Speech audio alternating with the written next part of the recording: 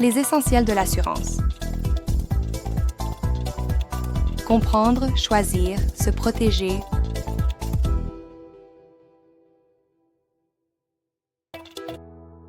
L'assurance maladie, c'est quoi ?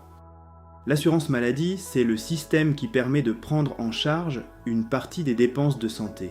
Consultation, médicaments, examens, hospitalisation, soins dentaires, optique ou encore transports médicaux dans certaines situations. Son objectif est simple, permettre à chacun d'accéder aux soins sans devoir supporter seul le coût complet de sa santé. Mais pour bien comprendre comment cela fonctionne, il faut distinguer ce que rembourse l'assurance maladie, ce qui reste à votre charge et ce qui peut être complété par une mutuelle. Premier point, qui est couvert ? Aujourd'hui, toute personne qui travaille ou réside en France de façon stable et régulière peut être couverte par l'assurance maladie.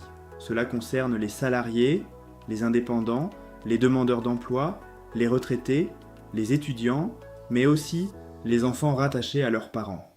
Notez que le régime étudiant de sécurité sociale a disparu. Les étudiants sont désormais rattachés au régime général, sauf situation particulière. Deuxième point, comment ça fonctionne ?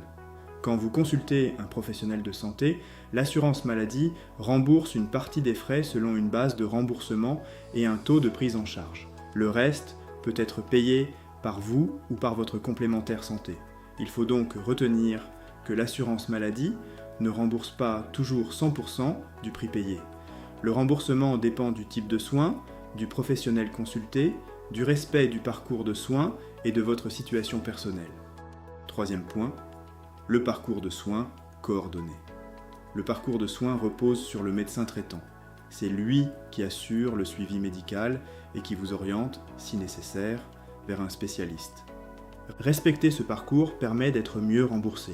A l'inverse, si vous consultez directement certains spécialistes sans passer par votre médecin traitant, vous pouvez être moins bien remboursé. Il existe toutefois des exceptions. Par exemple, pour certains accès directs, les urgences ou les situations particulières prévues par l'assurance maladie. Quatrième point, la carte vitale. La carte vitale est un outil essentiel. Elle ne contient pas votre dossier médical complet, mais elle permet aux professionnels de santé de transmettre rapidement les informations nécessaires au remboursement. Concrètement, elle évite d'envoyer une feuille de soins papier et accélère les remboursements.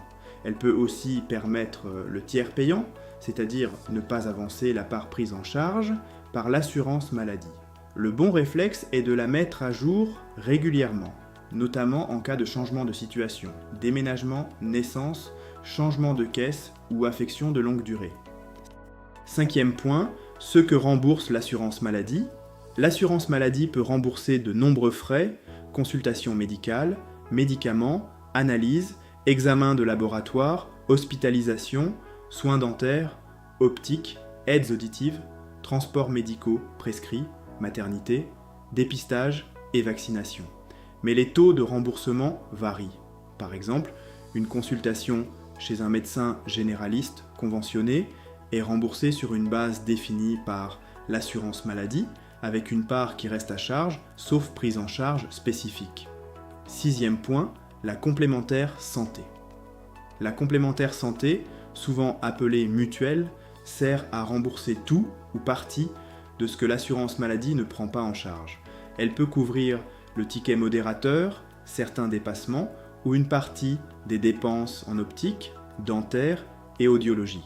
Depuis la réforme du 100% santé, certains équipements en optique, dentaire et aides auditives peuvent être intégralement pris en charge, à condition de choisir des offres appartenant au panier prévu par la réforme. Septième point, les bons réflexes.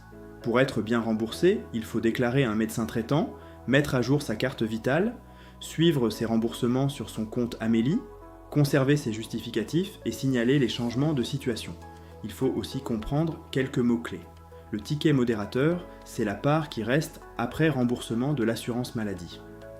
Le tiers payant, c'est le fait de ne pas avancer la part remboursée. Les participations forfaitaires et franchises médicales sont, dans certains cas, des montants qui restent à votre charge. À retenir.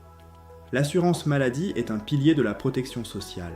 Elle rembourse une partie des soins, facilite l'accès à la santé et protège contre les dépenses les plus lourdes. Mais elle ne rembourse pas toujours tout.